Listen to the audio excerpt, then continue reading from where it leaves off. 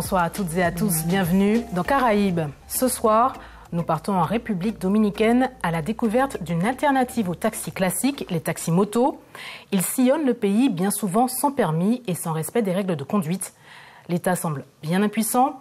Nous en parlerons avec notre invitée, Madame Margarita Rodriguez, la directrice du département motocyclette de l'institution chargée des transports dans le pays. Puis nous irons en Haïti, où l'insécurité routière est aussi un défi. Là-bas, le permis de conduire fait l'objet de trafic. À tout de suite.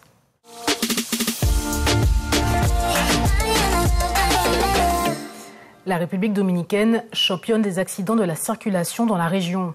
On recense 3000 morts chaque année et les 3/4 sont des motards. Le résultat de l'incivisme et du laxisme qui règne en matière de sécurité routière. Les deux roues majoritaires dans le pays roulent bien souvent sans permis. Durant des années, l'État dominicain ne s'est pas préoccupé de ce moyen de transport très populaire. Les mototaxis, les motoconchos comme on dit là-bas, ont proliféré. Reportage sur ce phénomène avec Michel Gendre et Marc-François Calmo. C'est le quotidien à Santo Domingo. Les routes de la capitale sont constamment surchargées, saturées, congestionnées. Ces embouteillages transforment les déplacements des 3,5 millions d'habitants en véritable calvaire. Pour circuler, il faut s'armer de patience. Ou opter pour une alternative, les mototaxis plus connus ici sous le nom de motoconcho. Des légions entières de motocyclettes sillonnent les rues de la capitale. On reconnaît quelquefois leurs conducteurs grâce à leur dossard.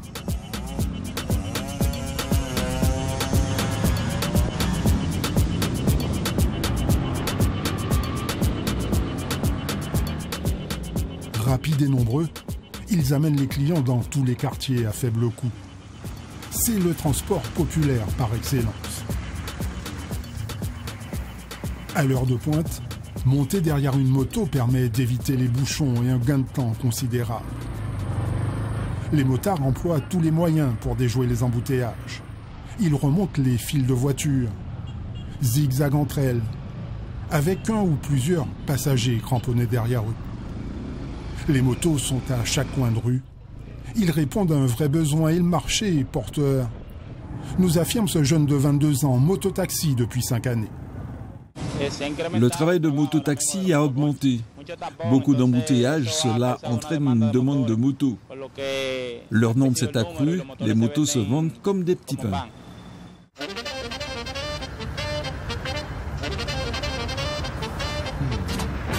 En République dominicaine, il y a bien plus de 2 roues que d'automobiles. Sur les 6 millions de véhicules en circulation, 3,5 millions sont des motos. C'est près de 60% du parc roulant du pays. Et leur nombre ne cesse d'enfler depuis une dizaine d'années. Une particularité locale due au faible pouvoir d'achat. La motocyclette permet de se déplacer à moindre coût. Elle fait aussi très souvent office de voiture familiale. Une aubaine pour les importateurs, concessionnaires et revendeurs de motocyclettes.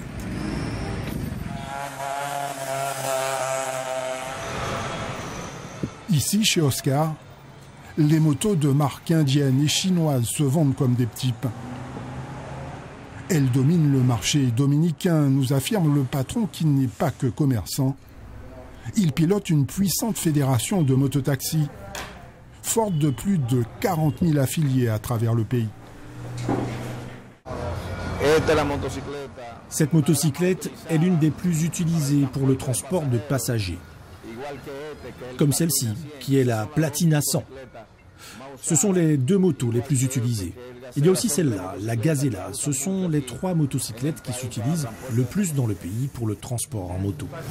C'est facile d'acquérir une moto? Oui, il y a des facilités parce que le concessionnaire accorde beaucoup de facilités de paiement aux clients. Elle coûte plus ou moins $1 600, entre 1600 et 1400 plus ou moins. Il y a 350 000 personnes qui se consacrent au travail de mototaxi en République dominicaine. Ce secteur est une industrie qui fait bouger l'économie du pays. Ces 3 dernières années, il a connu une croissance très élevée parce que les applications digitales comme Pedidoya, Uber, Uber Eats et Didi se sont installées ici afin de fournir un service digital. Et c'est pour cela qu'ici, dans le Grand Santo Domingo et le district national, on constate une croissance assez importante de la moto comme moyen de transport. Cette croissance des 2 roues s'est faite dans le chaos le plus total. L'État voudrait reprendre la main après des décennies de laxisme. Au département motocyclette de l'institution dominicaine en charge du transport, une femme nommée par le président Luis Abinader tente de mettre de l'ordre. Elle entend réguler et formaliser ce secteur des mototaxis qui n'a grossi et prospéré que sur l'informel et la débrouille. Le mototaxi vient de quartiers populaires et est pauvre. Ce sont des entrepreneurs, comme je les appelle, parce qu'ils ont vu le besoin de la population et ils ont suppléé cette nécessité. Si tu calcules, 350 000 motos font 10 à 15 voyages quotidiens. Chaque mototaxi déplace ici, dans le Grand Santo Domingo, 15 à 20 clients. Ils transportent donc plus de 7 millions de personnes par mois. Ils emmènent d'un point à un autre 7 millions de personnes. Il y a des gens qui assurent ce service depuis 10, 15 ans, 20, 30 ans pour quelques-uns, et l'État n'a rien exigé. L'État doit, et nous sommes en train de le faire, les formaliser, les légaliser, les éduquer et leur donner les moyens afin qu'ils assurent ce service avec qualité. 82 000 sont régularisés par l'unique service qui légalise au sein de l'État et qui est ce service du transport motocyclette. 82 000 à ce jour. Si j'arrive à presque 400 000, je serai loin du compte. Dans un pays où le chômage des jeunes fait des ravages, le mototaxi est apparu comme un moyen de survie. Ce motard arpente la capitale depuis 10 ans. Il s'identifie comme le Comandante Black, un surnom insolite qu'il affiche au dos de son maillot. Âgé de 34 ans, Yoon Soy s'enfile des kilomètres avec sa bécane. Il circule 7 jours sur 7 pour la plateforme Uber Moto. Déjà présente avec son service VTC et ses livraisons de repas, la compagnie américaine a flairé la potentialité de ce marché dominicain en lançant en 2017 un service de course à moto, le premier de toute l'Amérique latine. Toute une flopée de motards, comme Yoon Soy, travaillent pour l'application avec leur smartphone. Il nous entraîne chez lui à 15 km du centre-ville, à Los Alcaricios, un quartier populaire et surpeuplé de la périphérie ouest de Santo Domingo, un berceau du motoconcho.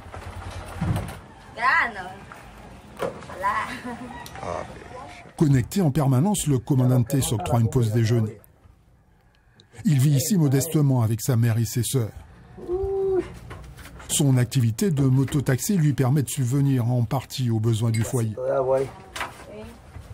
Le motoconcho, comme on dit ici, est une histoire de famille.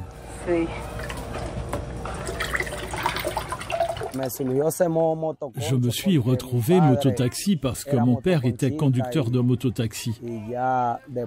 Plus tard, quand j'ai obtenu la majorité et mon indépendance, je suis parti dans l'armée nationale. Comme cela ne payait pas beaucoup, je parle de l'armée d'ici, de la République dominicaine. J'ai décidé de retourner à la vie civile et ce que j'ai trouvé de mieux à faire, c'était d'être mototaxi. Je travaille pour une plateforme digitale, je gagne environ 2500 pesos par jour. Donc si vous gagnez 2500 pesos par jour, vous gagnez environ 75 000 pesos par mois. Le salaire minimum ici en République dominicaine est de 23 000 pesos, donc un motard le multiplie. Yoon Soy est aux petits soins avec sa motocyclette d'origine indienne. Une petite cylindrée de 100 cm3 qu'il a acquise au prix de sacrifices financiers. C'est son outil de travail. Du coup, il la bichonne, la nettoie, élastique quotidiennement. Quand tu as une moto et que c'est ce qui te permet de bouger, c'est ce qui te permet de gagner de l'argent, alors j'en prends soin comme ma femme. Je la lave tous les jours. Oui, c'est important parce que je travaille pour une application et quand tu renvoies une bonne image, il te donne une bonne qualification. C'est pourquoi j'essaye toujours de la garder propre.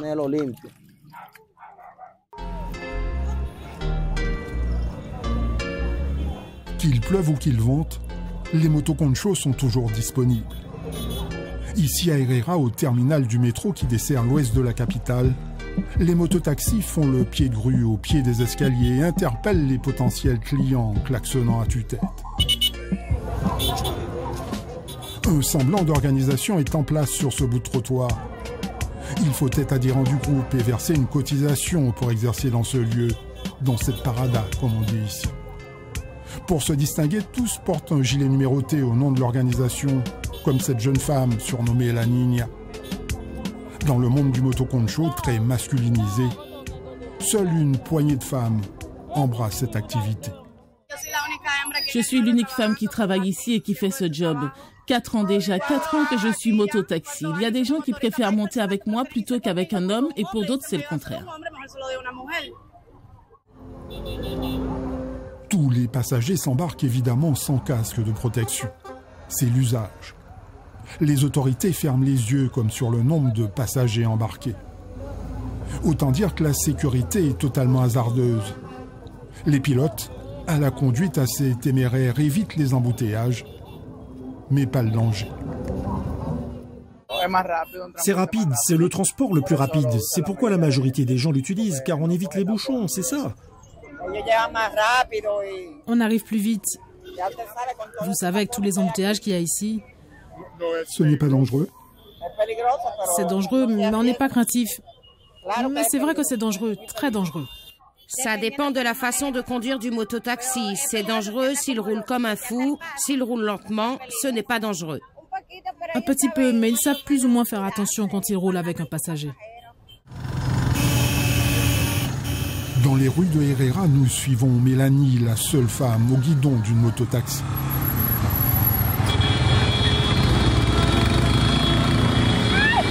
Comme la plupart des deux roues, l'arrêt au feu rouge est optionnel. Les comportements à risque et les écarts au code de la route se comptent par dizaines. Dépassement par la droite, refus de priorité, dépassement dangereux, tout y passe. Les motards se faufilent par tous les moyens dans le trafic, avec bien souvent des familles entières derrière eux. Mélanie a appris à conduire sur le tas et slalom avec dextérité dans les embouteillages.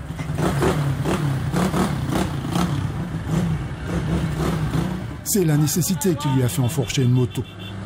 Du lever au coucher du soleil, elle parcourt les rues de sa localité, avec des pauses régulières à son domicile, le temps d'accomplir ses devoirs de mère célibataire. Elle vit dans cette maison aux grilles épaisses afin d'abriter et sécuriser son outil de travail. Âgée de 30 ans, Mélanie a 2 enfants à charge. Elle a eu sa première fille à 14 ans, ce qui l'a contrainte à abandonner les bancs de l'école et à se débrouiller pour joindre les deux bouts. Socialement, c'est un peu mal vu pour une femme d'enfourcher une moto. Mais elle brave au quotidien les préjugés, la criminalité et les dangers de la route. Je suis une femme qui se bat pour ses filles. Jamais je n'ai eu l'opportunité d'être avec papa, avec maman. Tout ce que j'ai fait, je l'ai fait seule. Et je survis parce qu'ici, la situation est difficile. Et si tu ne te bats pas pour aller de l'avant, tu ne vas nulle part. Dans la rue, quand ils se rendent compte que je suis une femme, on m'agresse physiquement. Il y a des gens qui me discriminent parce que dans la rue, il y a de tout. Il y a des femmes, parce que je suis une femme, ne montent pas avec moi. J'ai des callosités dans les mains. Des callosités. Quelle femme a des callosités dans les mains? Tu sais que c'est ça le travail. Travailler, ça me fait mal, parce que je sais que j'ai un objectif et que j'espère que Dieu m'aidera à atteindre mon rêve de posséder une voiture pour laisser ce danger la moto, parce qu'il y a beaucoup de risques. Chaque jour, il y a des accidents. Hier, il y a eu 4 accidents à côté de moi, mais grâce à Dieu, je n'ai rien eu. Grâce à Dieu.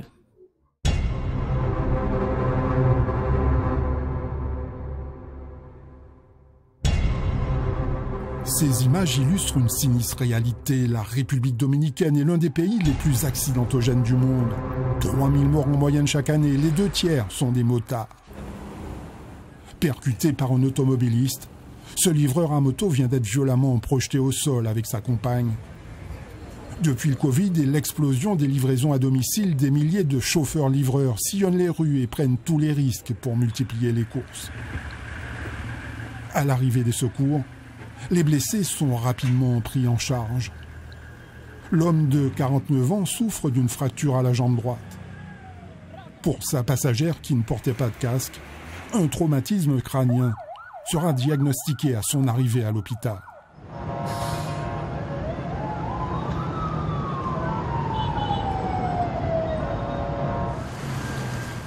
Situé en bordure d'autoroute à l'est de Santo Domingo, les urgences de cet hôpital accueillent quotidiennement entre 80 et 200 patients, la plupart des accidentés de la route.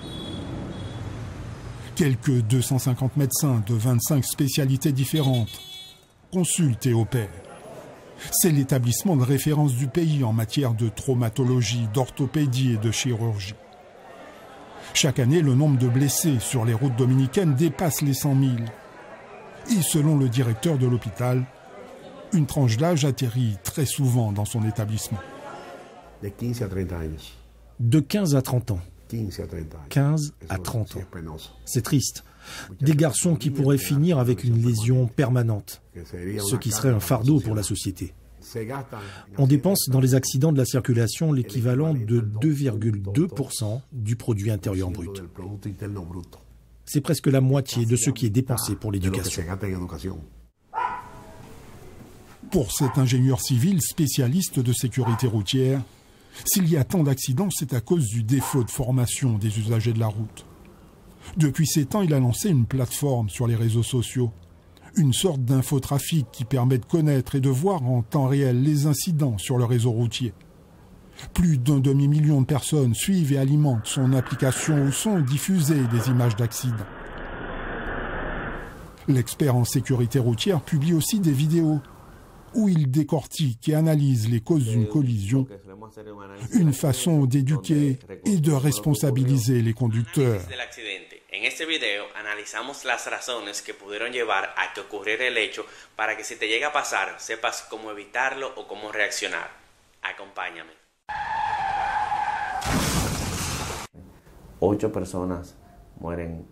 8 personnes meurent chaque jour dans les rues de la République dominicaine, 3000 à l'année, et ça reste majoritairement des motards. Définitivement, nous avons un problème d'éducation routière ici.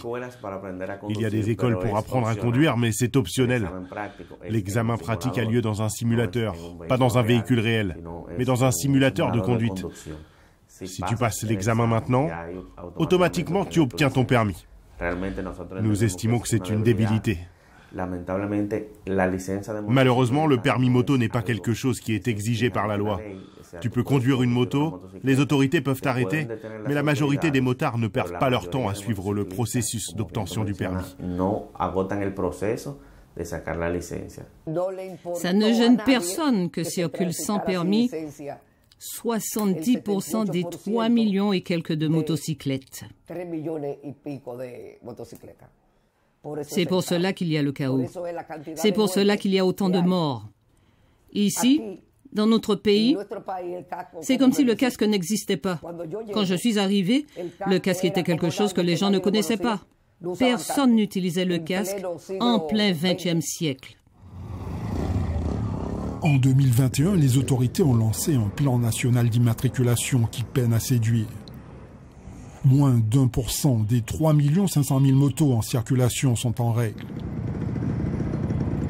Les opérations se déroulent dans ces locaux.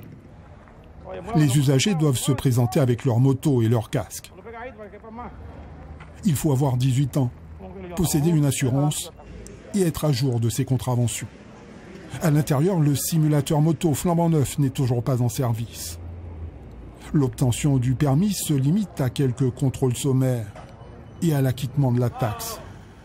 En guise de justificatif, le numéro de la plaque de la moto ainsi qu'un QR code sont collés au dos du casque de protection. Obtenir un permis est une question d'argent. Ici, il faut payer maintenant 900 pesos pour un permis et pour l'assurance, il faut débourser environ 500 pesos. Ici, pour avoir un permis de conduire, tu l'obtiens facilement en 25 minutes. Facilement. Tu arrives, tu patientes, tu payes une taxe, tu complètes avec une photo et tu pars avec tes documents. Ici, c'est une partie débile par rapport à la loi. La législation nous demande que l'École nationale d'éducation routière forme les motards. Nous estimons qu'il doit y avoir deux aspects, la formation théorique et la formation pratique. Si ces deux choses marchaient ensemble, il n'y aurait pas eu ici autant de décès de motards dans des accidents de la route. Nous voici un carrefour entre deux avenues particulièrement fréquentées au cœur de Santo Domingo. Les intersections sont des points sensibles. Ici, c'est la loi du plus fort qui s'applique. Les plus téméraires forcent le passage sous les yeux des agents de la circulation. Leurs nerfs sont mis à rude épreuve. Un essaim de motards piétine d'impatience. À un feu tricolore dans la capitale, s'il y avait 15 motos, 14 s'en allaient il y a 3 ans. 14 s'en allaient sans casque et sans respecter le feu. Maintenant, il y en a 8 qui attendent et la moitié de ceux qui passent sont des policiers et la DG7. Ils sont fonctionnaires. Ils roulent sans casque et brûlent le feu rouge. Positionnés à la sortie d'une voie rapide souterraine, ces agents sont à l'affût de l'infraction. Les motocyclettes n'ont pas le droit de circuler dans les tunnels et viaducs de la capitale, mais les conducteurs bafouent allègrement la réglementation, à commencer par les motards en uniforme. Pour échapper aux policiers, certains pilotes bravent le danger, n'hésitent pas à remonter les files de voitures en sens inverse. Lors de ces opérations, quasi quotidiennes, les agents font carton plein. Les deux roues sont interceptées, immobilisées et embarquées. Pour cette chasse aux infractions, la police dispose d'effectifs limités et d'une législation bien fluctuante. Certaines dispositions ne sont pas appliquées. C'est le cas du port du casque pour le passager.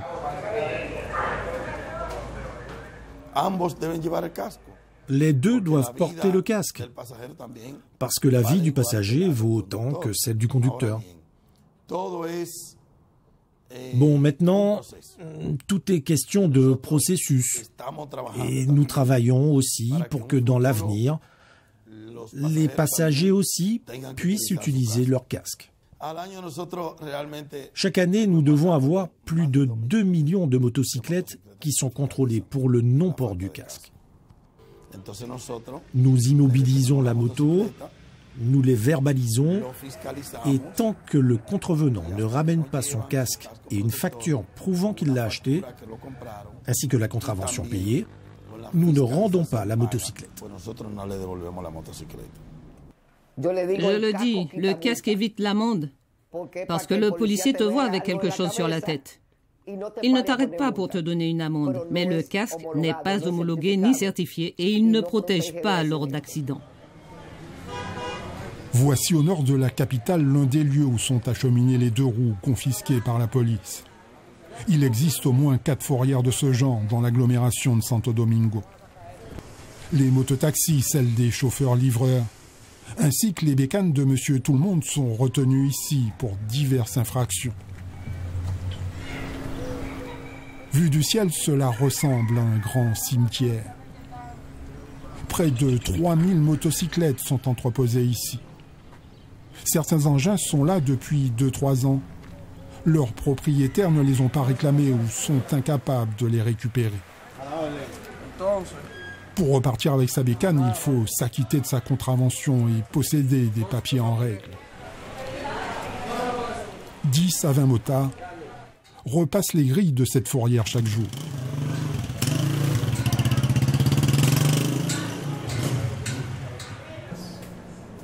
Depuis peu, certains contrevenants sont contraints de passer par l'École nationale d'éducation routière. Aussi surprenant que cela puisse paraître, c'est la seule pour tout le pays et ses 11 millions d'habitants. Autant dire que son efficacité reste très limitée malgré les besoins en formation. Dans cette salle, une poignée de motards suit un stage de sensibilisation à la sécurité routière. Vas a girar a la izquierda. ¿Qué gesto harías? Si voy a la izquierda, puedo hacer lo mismo, sacar la mano. Ok. Si tengo una visionada, pero no me visionada, antes de doblar. Si te vas a detener. Si me voy a detener, mi oído. No, levanta la mano. Levanta la mano, mi oído. Sí, esta. ¿Y lo harías antes o después? No, antes. Antes, ok. Nous recevons les personnes que la DG7, qui est l'autorité de la police routière, nous envoie ici comme contrevenants. Tant qu'ils n'ont pas reçu l'attestation comme quoi ils ont suivi cette formation et cette sensibilisation, ils ne peuvent pas reprendre leur moto. Seulement avec l'attestation, on peut récupérer sa moto. Nous avons une très bonne loi, la loi 6317 sur la circulation, le transport, mobilité et sécurité routière. En 2017 a été adoptée cette loi, mais très peu d'articles sont appliqués. Nous avons un bon système normatif, réglementaire, nous avons une bonne politique sur le papier. Ce qui manque, c'est l'application de la loi, qu'il y ait une volonté politique réelle de mettre en œuvre ce que dit la loi. Offrir des sessions d'instruction routière, professionnaliser le secteur des mototaxis, c'est l'objectif de Margarita Rodriguez. Pour cela, elle encourage les motards à se régulariser. Elle veut en faire des micro-entrepreneurs avec à la clé versement de bons d'essence et de subventions sociales. Ce jour-là, Youn Soy, le commandante Black, est venu avec son groupe de motards s'intégrer officiellement au programme. Ils assurent tous des courses pour la plateforme américaine et ils ont créé un groupe d'entraide dénommé les 300 Uber. Les 300 Uber que nous formons, c'est une équipe pour rouler avec un même esprit, un même confort, que si l'un d'entre nous tombe, l'autre est là pour l'aider. Ils ont formé un groupe au sein des partenaires de Uber afin d'être unis et ils ont décidé de venir devant moi pour être formalisés par l'État, pour être reconnus par l'État. Les mototaxis représentent des votes. Et quand on pense à cela, on se dit, bon, si je mets la pression sur ce groupe, je vais perdre le vote. C'est pour cela qu'une des choses que l'on doit faire de façon opportune, c'est qu'il faut oublier le coût politique et penser au coût social. Ce sont des vies que l'on perd, ce sont des jeunes qui sont en train de mourir. Nous avons besoin d'être plus efficaces.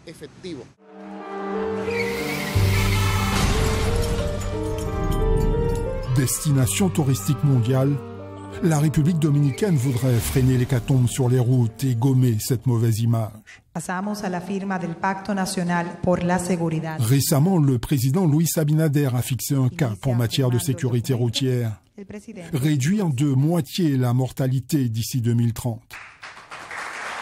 Un objectif inatteignable, sans réelle volonté politique et sans tour de vis drastique. Car ici, le niveau d'imprudence et d'indiscipline est manifeste. Les mauvaises habitudes ont la vie dure. Pour aller plus loin, retrouvons Margarita Rodriguez. Bonsoir. Vous êtes la directrice nationale du département motocyclette de l'Intran, l'institution en charge de la circulation et des transports en République dominicaine. Un pacte national pour la sécurité routière a été validé en fin d'année dernière. Il vise à réduire de 50% le nombre de morts d'ici 2030. On rappelle qu'il y a 3000 morts par an et 7 victimes sur 10 sont des motards. Cet objectif de réduction vous paraît-il réaliste? J'appelle cela une pandémie pour le pays. Car nous avons plus de décès qu'avec la Covid. Et la Covid était une pandémie mondiale. Maintenant, pourquoi cette quantité de morts? Parce que dans le pays, pendant 30 ans, ils n'ont pas régularisé les motocyclettes. Tu vas avec ta carte d'identité, ils te donnent une moto sans permis, sans aucun contrôle de sécurité. Donc, tu peux imaginer que les motos, pas seulement dans mon pays, mais dans tous les pays, l'utilisation des motos a augmenté. Et sans réglementation des permis et contrôle des formations routières comme le prévoit le Code de la route, c'est le chaos dans mon pays. Cela n'est pas surprenant. Maintenant, le gouvernement a pris la décision de mettre en place en décembre un pacte national dans lequel toutes les parties de la société seront impliquées dans la lutte contre la mortalité des motards. Pourquoi la législation sur la circulation, le transport et la sécurité routière qui a 7 ans d'existence n'est pas pleinement appliquée? Est-ce un manque de volonté politique? Totalement. La même loi qui a créé l'institution où je suis, qui régit le transport, cette même institution n'a pas respecté la loi. Maintenant, lorsque nous sommes arrivés au pouvoir, M. Luis Abinader a pris la décision que le transport allait se formaliser et respecter la loi. C'est ce que j'ai fait avec les motos, respecter la loi. Le secteur des mototaxis a prospéré de façon anarchique, les autorités ont laissé faire. Aujourd'hui, gouvernement comme opposition se présentent comme les défenseurs des mototaxis. On l'a vu lors de la dernière présidentielle, c'est une force électorale qui compte. Personne ne veut se mettre à dos ce secteur puissant? Ce n'est pas le cas dans ce gouvernement. Tout d'abord, les mototaxis existaient lorsque nous sommes arrivés au gouvernement. Elles étaient déjà là il y a plus de 20 ans à 30 ans.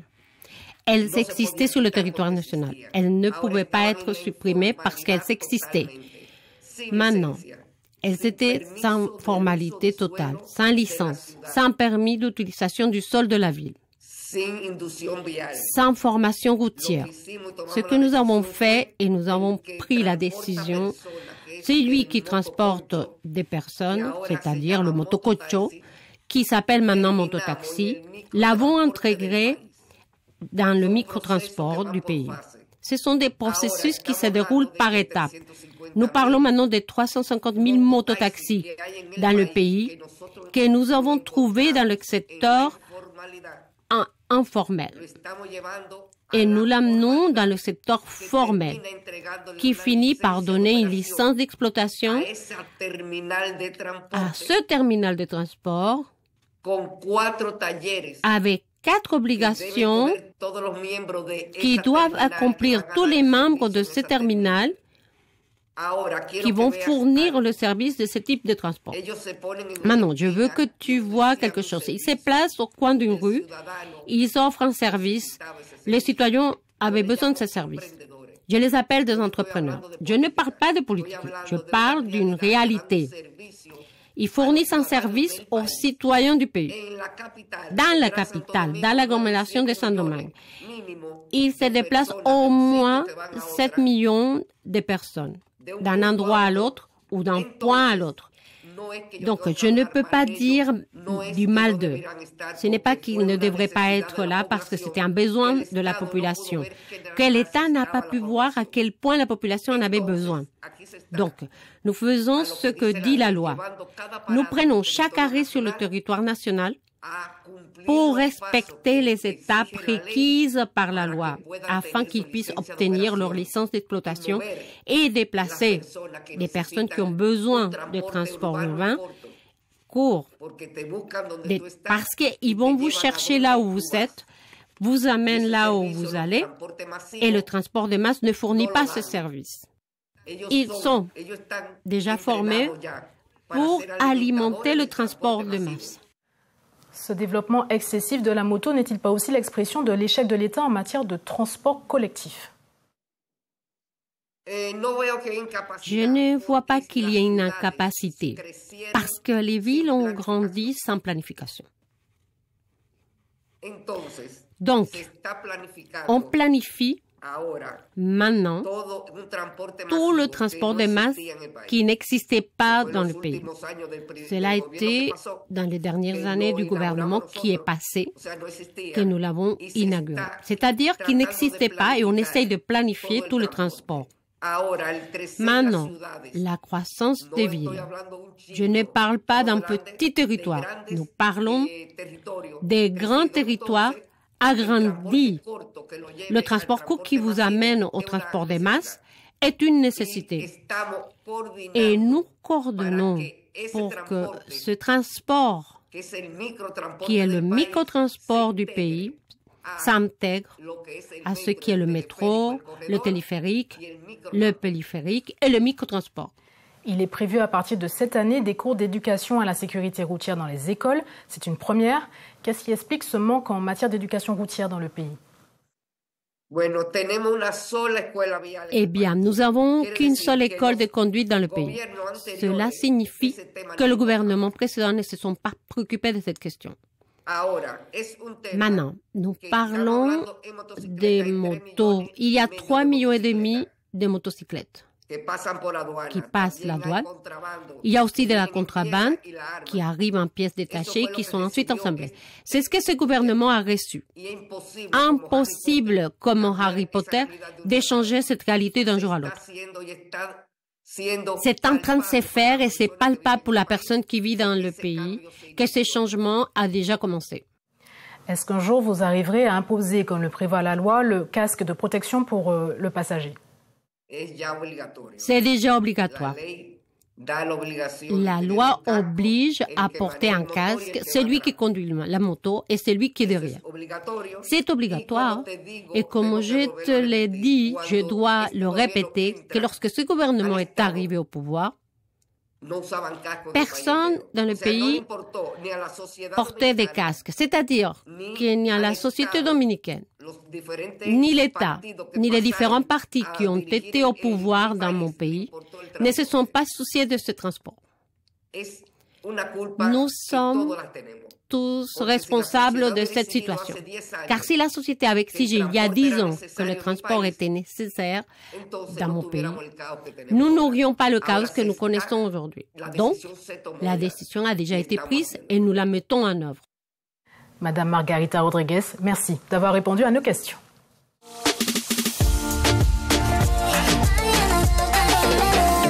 Nous allons maintenant remonter le temps. Il y a 13 ans, nous nous étions intéressés à l'éducation routière et à la façon dont on obtient le permis de conduire en Haïti. Le constat était assez édifiant, comme vous allez le voir. La situation s'est depuis dégradée et dans un pays aujourd'hui en plein chaos, le peu de règles et de contrôles qui existaient à l'époque a volé en éclats. Revoyons ce reportage réalisé en 2012 par Michel Gendre et Thierry Maisonneuve. Tous les vendredis aux abords du quartier général de la police routière, c'est jour d'examen pour les candidats au permis de conduire. Nous venons faire un examen pratique. Automatiquement, que nous mal fait une manœuvre, je suis posé disqualifié. L'épreuve se déroule sur le boulevard de Delma, très fréquenté. Seul à bord, le candidat est jugé sur son comportement au volant. Puis c'est la première manœuvre, une marche arrière en ligne droite sous l'œil de ce jeune policier. Une fois par semaine, il joue le rôle d'inspecteur du permis de conduire en s'appuyant sur un formulaire type pour évaluer les compétences. 20 cases à remplir correspondant à 20 points. Il faut au minimum 13 pour décrocher le permis.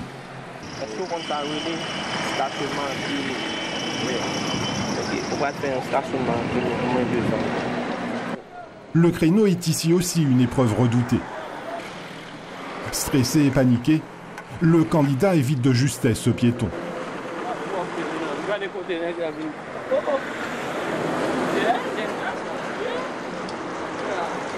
Il ignore aussi totalement la manœuvre demandée. Le verdict est sans appel.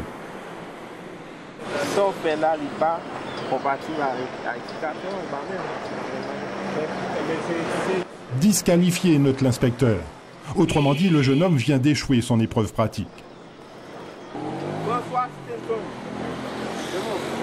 Le candidat suivant est venu avec sa propre voiture. Ici, c'est une pratique fréquente et l'examen commence aussitôt. Dès que le postulant a directement la clé de la voiture entre ses mains, on peut dire que l'examen peut commencer. Parce qu'il y a par exemple la vérification externe du véhicule.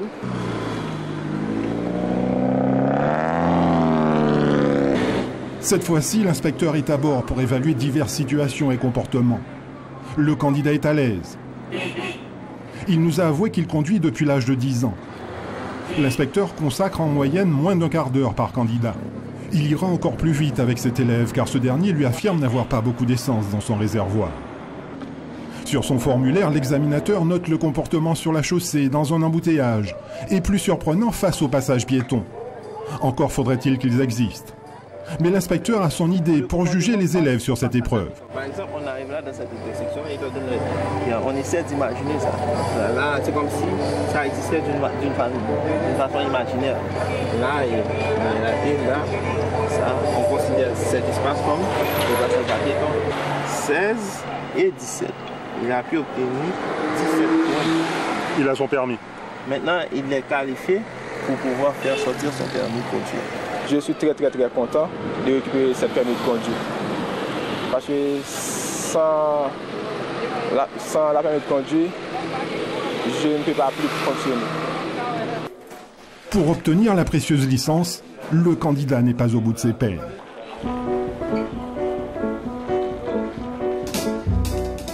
Il doit encore affronter les lenteurs et lourdeurs des services publics.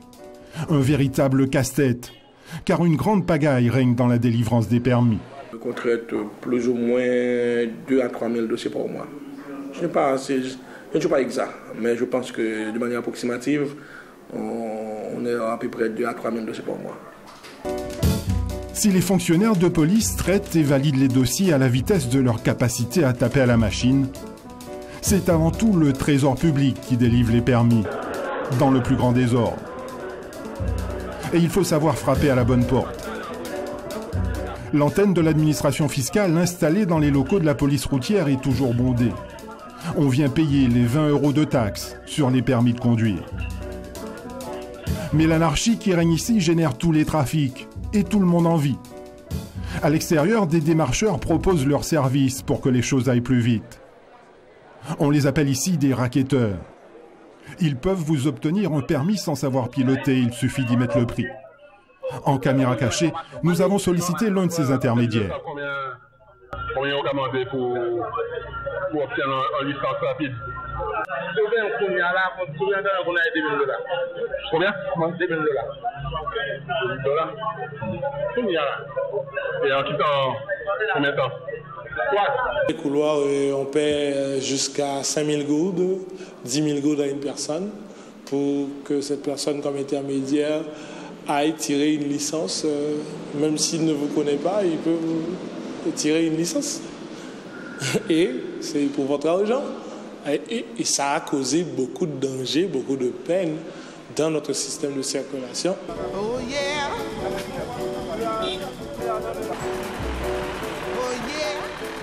Combien sont-ils ceux qui ont obtenu leur permis sans connaissance du code de la route? Impossible d'y répondre. En tout cas, sur la chaussée, c'est l'anarchie et le désordre. Il y aurait en circulation 350 000 véhicules, dont 45 000 transports en commun. Une véritable fourmilière où règne le chacun pour soi. On conduit comme on veut, faute d'ignorance des règles. Si la signalisation est très insuffisante, beaucoup ne comprennent pas toujours les rares panneaux existants. Ce panneau, c'est une interdiction à la fois pour les chauffeurs d'automobiles et les chauffeurs à moto, les motards taxis. Mais les gens s'arrêtent, les gens stationnent. La police a évidemment du pain sur la planche. Ici, au service contravention, 150 à 200 PV sont traités quotidiennement. Les permis sont chaque fois saisis et entreposés dans ces casiers en attendant le paiement des amendes. Depuis la remise en service des feux tricolores il y a 5 ans, c'est devenu l'infraction la plus fréquente. Ils brûlent souvent les feux rouges, les feux jaunes. Ce sont les plus souvent, en fait, avec les stationnements interdits. Les écoles de conduite au nom évocateur fleurissent à Port-au-Prince. Mais seules 52 sont reconnues par les autorités. C'est le cas de cette auto-école créée en 2006. Elle a un agrément de la police et les élèves viennent suivre ici 12 heures de cours théoriques. L'apprentissage se veut efficace, la formation très professorale. Qui représente un ensemble de signaux et symboles pour mieux décoder le langage de la route. Donc vous comprenez bien ce qu'est la signalisation routière. On peut répéter pour nous? Un ensemble. C'est quoi la signalisation routière? C'est l'ensemble de signaux et symboles pour mieux décoder le langage de la route. On n'a pas un accompagnement du pouvoir public, mais parfois on se dit qu'on doit faire ça parce que c'est les règles d'éthique qu'on enseigne aux conducteurs et c'est utile pour la route. Hein. Donc c'est ça.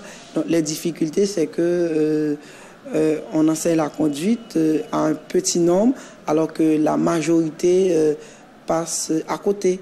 Donc ils trouvent quand même un moyen d'obtenir leur permis.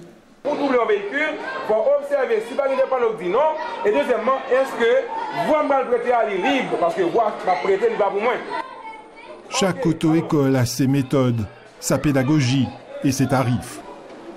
Ici, on se forme pendant 2 semaines pour 1750 gourdes, 35 €.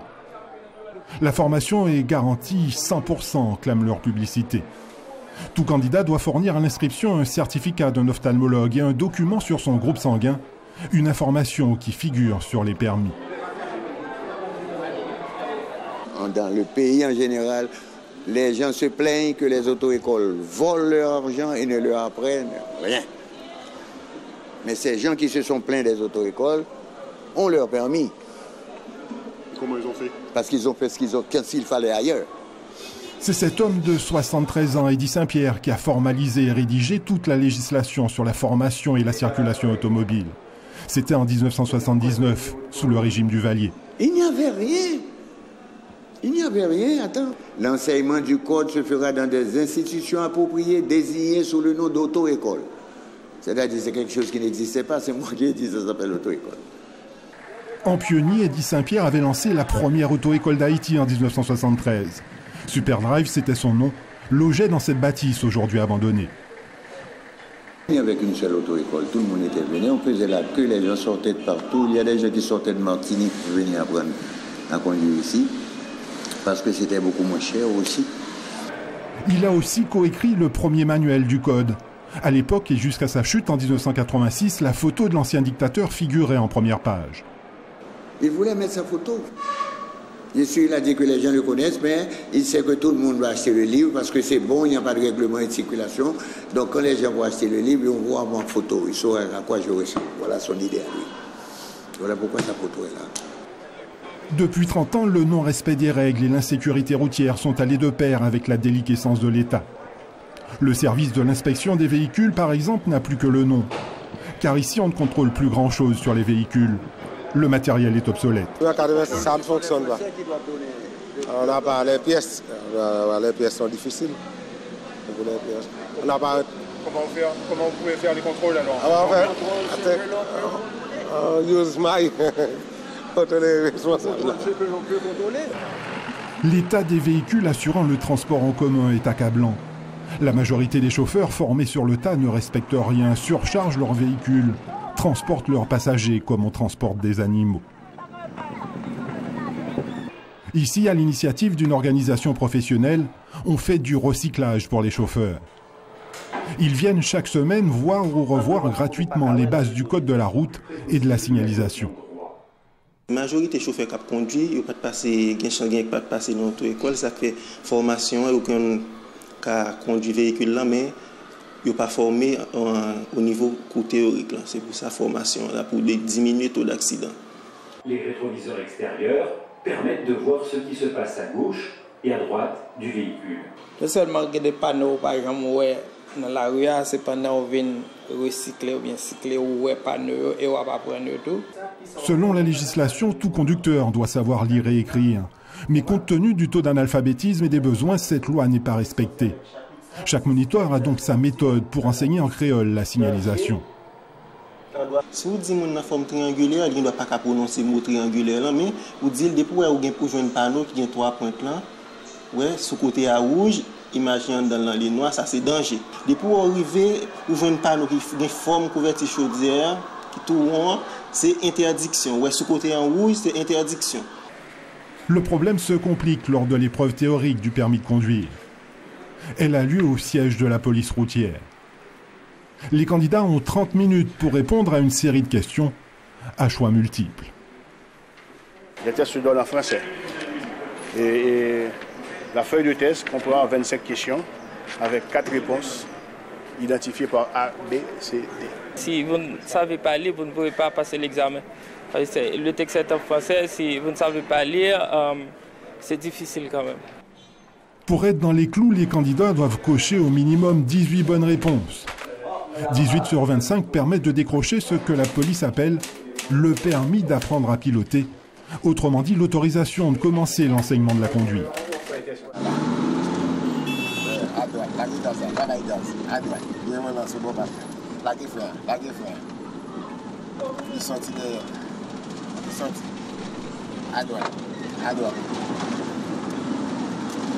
Essayez de lâcher frère. Descendez de droite. Essayez de faire des lignes droites. On prend à distance de la machine, ça. Clutch frère. Ok, distance. On respecte la distance. Ok. Les leçons se donnent en plein centre-ville, sur la place du Champ de Mars, au beau milieu des tentes et de la circulation. C'est là que se regroupent les moniteurs reconnus et leurs véhicules d'un autre âge. La plupart sont de véritables épaves, comme cette voiture école, dont les écrous de roue se sont envolés depuis belle lurette.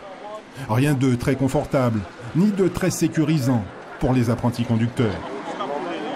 Il faut arranger bien ce volant, bien 3 pédales devant, bien pédaler les clutches et puis accélérateur. Okay? En Haïti, aucun véhicule n'est équipé d'un dispositif double pédale.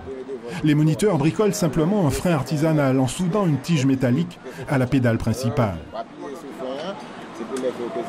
Nous trouvons pour nous-mêmes, ce n'est pas confortable pour nous monter l'élève conduire là-dedans. Nous connaissons en Haïti, ce n'est pas trop facile pour mouvoir en auto-école là. Nous sommes obligés de service avec. Ce moniteur est dans le métier depuis 17 ans. Il est à son compte et ses prix fluctuent en fonction du porte-monnaie du client. On le son, bon, on a 40 $, il va avoir 30 $. Bon, que monsieur sont 30 $. Là, ouais. Alvé dit 150 gouttes. Si mon est intelligent, il a bon 15 pratiques. Mais comme ça, pour conduire bien mon conduire à route, ça paraît difficile pour lui pour le conduire. Il doit faire 30-40 pratiques et puis il va en force. Lâcher gaz, clutch, lâcher gaz, clutch, et puis frein.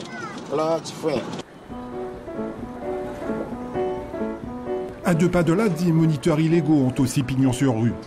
3 fois moins cher, ils apprennent à conduire sur le tas. Leurs clients ont bien souvent déjà leur permis en main. Ils viennent se familiariser avec le volant en faisant ce qu'on appelle des rondes en Haïti. Et dans ces écoles improvisées, seule la pratique compte. À défaut d'avoir décroché un permis dans les règles, beaucoup s'achètent une conduite. C'est ici que se referme votre émission. Merci de votre fidélité. Au nom de toute l'équipe, je vous souhaite une bonne et heureuse année 2025. Rendez-vous le mois prochain. Belle soirée à toutes et à tous.